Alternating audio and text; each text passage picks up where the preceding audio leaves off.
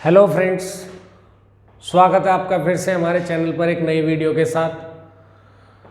आज की क्लास में हम अपनी कैश फ्लो स्टेटमेंट को ही आगे कंटिन्यू करते हुए नेक्स्ट आइटम डिस्कस करेंगे डिटेल में। तो आज की हमारी आइटम है डेप्रीशिएशन।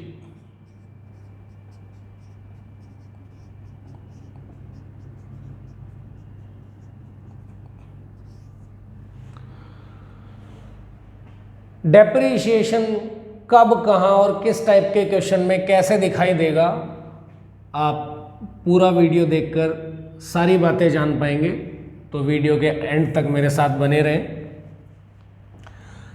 तो जैसा हमने अपनी प्रीवियस वीडियोस में डिस्कस किया है कि या तो ऑपरेटिंग एक्टिविटी का जो क्वेश्चन है वो बिल्कुल सिंपल सा छोटा सा क्वेश्चन है, 5-7 लाइनें दी हुई हैं पैराग्राफ की फॉर्म में, तो वहाँ आपको दिखाई दे जाएगा। अगर डेप्रिसिएशन हुआ तो लाइन में कहीं ना कहीं लिख के दे देगा। अगर आपका क्वेश्चन स्टेटमेंट ऑफ पीएनएल की फॉर्म में हो तो कहाँ ढूंढेंगे आप? स्टेटमेंट ऑफ पीएनएल में एक्सपेंसेस में एक हेड होता है डेप्रीशिएशन एंड अमोर्टाइजेशन एक्सपेंस। अब हमारे इस वीडियो से आपको सिर्फ डेप्रीशिएशन ही नहीं, इनटेंजिबल असेट्स रिटर्न ऑफ के बारे में भी पता चल जाएगा इन डिटेल कि इनटेंजिबल असेट्स रिटर्न ऑफ भी कहाँ कैसे ढूंढना है।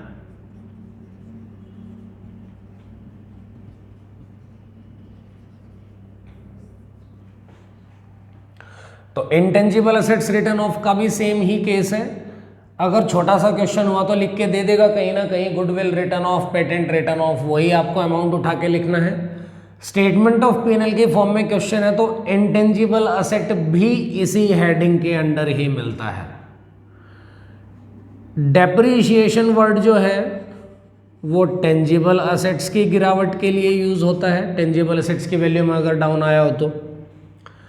अमोर्टाइजेशन वर्ड जो है वो इनटेंजिबल असेट्स की वैल्यू में अगर फॉल हुआ हो तो यूज होता है।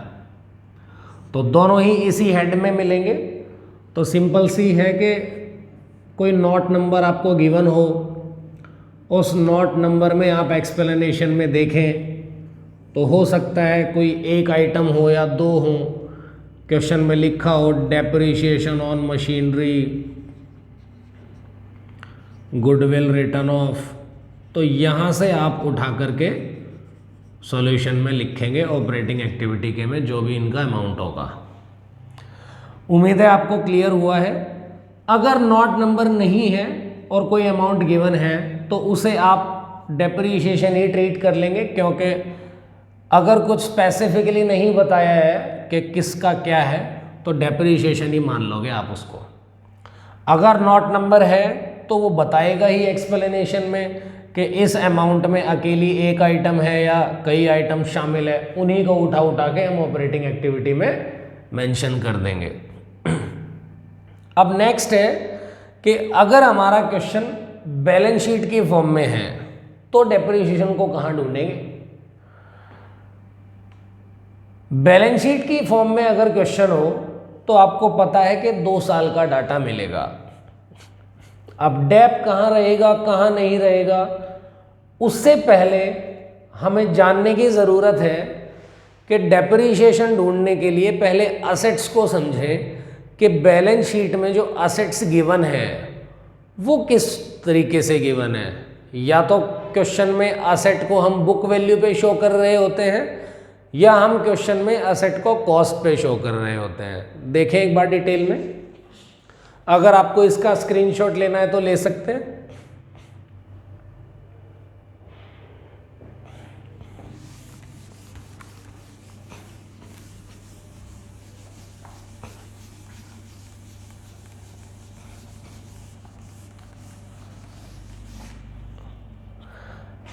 जब भी हम डेप लगाएंगे तो डिपेंड करेगा कि आपको जो फिक्स असेट्स आपने शो किया हुआ है वो एट कॉस्ट शो किया हुआ है क्वेश्चन में या एट बुक वैल्यू शो किया हुआ है।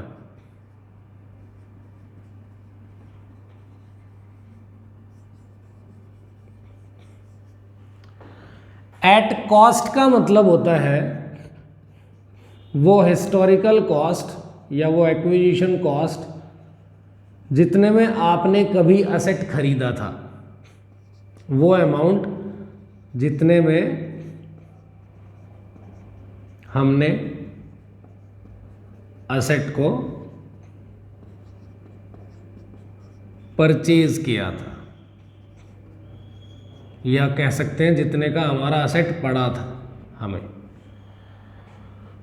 बुक वैल्यू का मतलब होता है कॉस्ट माइनस डेप्रीशिएशन। अगर हम डेप माइनस करते रहें तो बुक वैल्यू हमें देखने को मिलेगी। अब नेक्स्ट क्वेश्चन आता है बच्चे के माइंड में कि सर क्या क्वेश्चन में हमें बता रखा होगा कि एट कॉस्ट है या एट बुक वैल्यू है? नहीं बता रखा होगा, कोई वर्ड मेंशन नहीं होगा इस तरह के कॉस्ट पे है या बुक वैल्यू पे है। हमें पहचान करनी पड़ेगी कि कॉस्ट पे दिया हुआ है या बुक वैल्यू पे। तो अगर क्वेश्चन कॉस्ट पे गिवन हो तो क्या है पहचान करने का तरीका? आपको दो अकाउंट गिवन मिलेंगे, एक तो फिक्स असेट्स का अकाउंट और एक एक्यूमुलेटेड डेप्रीशिएशन का अकाउंट। या तो नाम रहेगा एक्यूमुलेटेड डेप्रीशिएशन या नाम रहेगा प्रोविजन फॉर डेप्रीशिएशन।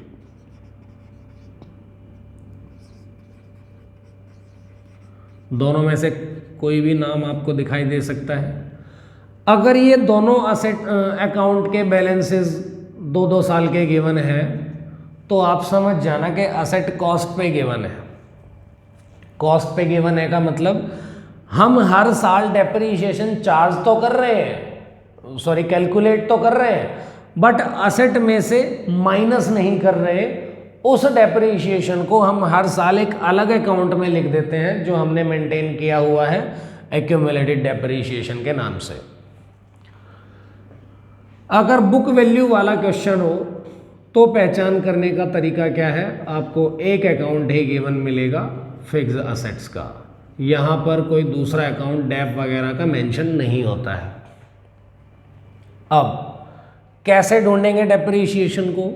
फिर से दो कैटेगरी बना रहा हूँ मैं कि या तो क्वेश्चन में आपको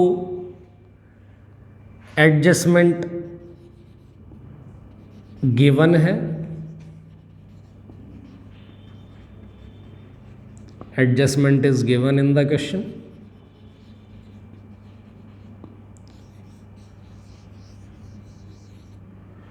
या क्वेश्चन में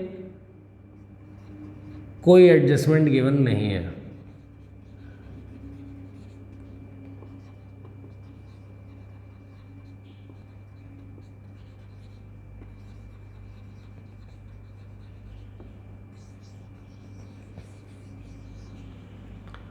ऐसे ही बुक वैल्यू के केस में भी दो ही केसेस बनाऊंगा। या तो क्वेश्चन में एडजस्टमेंट गिवन है,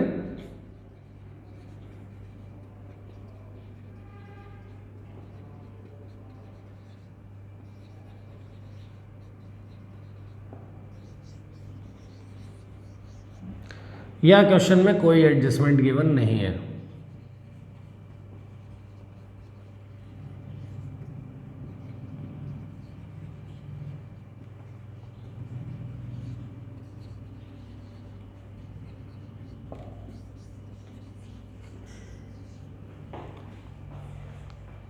अब देखें, जब भी क्वेश्चन में एडजस्टमेंट गिवन हो, चाहे वो बुक वैल्यू वाली फॉर्म में दिया हुआ असेट या कॉस्ट की फॉर्म में, तो समझ लेना कि उस असेट का अकाउंट बनेगा। वहाँ से आपको पता चल जाएगा कि डेप्रीशिएशन कितना है। कॉस्ट की फॉर्म में हो तो ये दोनों अकाउंट बनेंगे, बुक वैल्यू की फॉर्म में क्वेश्चन गिवन है तो एक अकाउंट बनेगा। उन अकाउंट बना के पता चल जाएगा कि डेप्रीशिएशन कितना है। अब आपके माइंड में क्वेश्चन आएगा कि सर अकाउंट कैसे बनेगा। तो अकाउंट कैसे बनेगा ये हमने अपनी प्रीवियस वीडियोस में एक्सप्लेन किया हुआ है, मैं आपको लिंक डिस्क्रिप्शन में दे दूंगा, पहले आप वो वीडियो जाकर देखना। इन्वेस्टिंग एक्टिविटी से रिलेटेड भी आपको उसमें सारी चीज़ें पता चल जाएंगी। अब बात आती है कि कोई एडजस्टमेंट गिवन ना हो तो क्या करेंगे। अगर क्वेश्चन कॉस्ट की फॉर्म में है, असेट कॉस्ट पे गिवन है और कोई एडजस्टमेंट गिवन नहीं है क्वेश्चन में और आप डेप्रीशिएशन ढूंढना चाहते हैं, तो एक्यूमुलेटेड डेप्रीशिएशन जो अकाउंट है, एक्यूमुलेटेड डेप्रीशिएशन जो अकाउंट है उसका ही गैप जो है current year minus previous year depreciation treat करेंगे।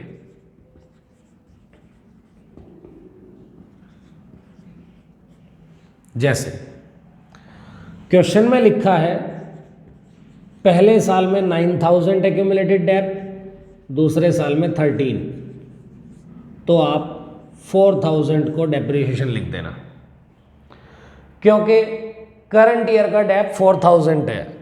पिछले साल तक 9000 रुपये रहा होगा, इस साल हमने 4000 रुपये डेप लगाया होगा, तभी तो ये 13 दिखाई दे रहा है। तो करंट ईयर का डेप 4000 आप कंसीडर कर लेंगे। उम्मीद है आपको समझ में आ रहा है। अब नेक्स्ट है कि बुक वैल्यू की फॉर्म में असेट गिवन है, बुक वैल्यू पे गिवन है और कोई एडजस्टमेंट नहीं है, यहां कैसे ढूंढेंगे आप। तो अगर इस टाइप की सिचुएशन में डेप्रीशिएशन क्वेश्चन में हुआ तो पक्का फिक्स असेट्स का जो बैलेंस है वो एक साल से दूसरे साल डिक्रीज करेगा। लेट क्वेश्चन में 1 लाख रुपए पहली साल में गिवन है और 92,000 सेकेंड ईयर में, मतलब करंट ईयर में गिवन है, तो 8,000 जो है वो डेप्रीशिएशन आप कंसीडर करेंगे। तो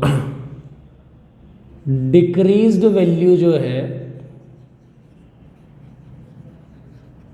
of fixed assets will be treated as depreciation। उम्मीद है आपको आया है समझ में। एक बार रिपीट कर देता हूं। बैलेंस शीट का जब भी क्वेश्चन होगा और आप डेप्रीशिएशन ढूंढने की कोशिश कर रहे हैं तो डेप्रीशिएशन कहाँ कैसे मिलेगा उससे पहले आपको ये जानने की ज़रूरत है कि असेट किस तरीके से गिवन है क्वेश्चन में। या तो असेट कॉस्ट की फॉर्म कॉस्ट पे गिवन है या बुक वैल्यू पे गिवन है। अगर कॉस्ट पे गिवन है तो पहचान कैसे होगी, बुक वैल्यू पे गिवन है तो पहचान कैसे होगी। कॉस्ट पे गिवन है तो आपको दो अकाउंट के दोनों बैलेंसेस दिखाई देंगे, बुक वैल्यू पे है तो सिर्फ फिक्स्ड असेट्स का अकाउंट होगा। अगर क्वेश्चन में एडजस्टमेंट है तो अकाउंट ही बनाएंगे हम, whether the asset is given at book value और एट कॉस्ट।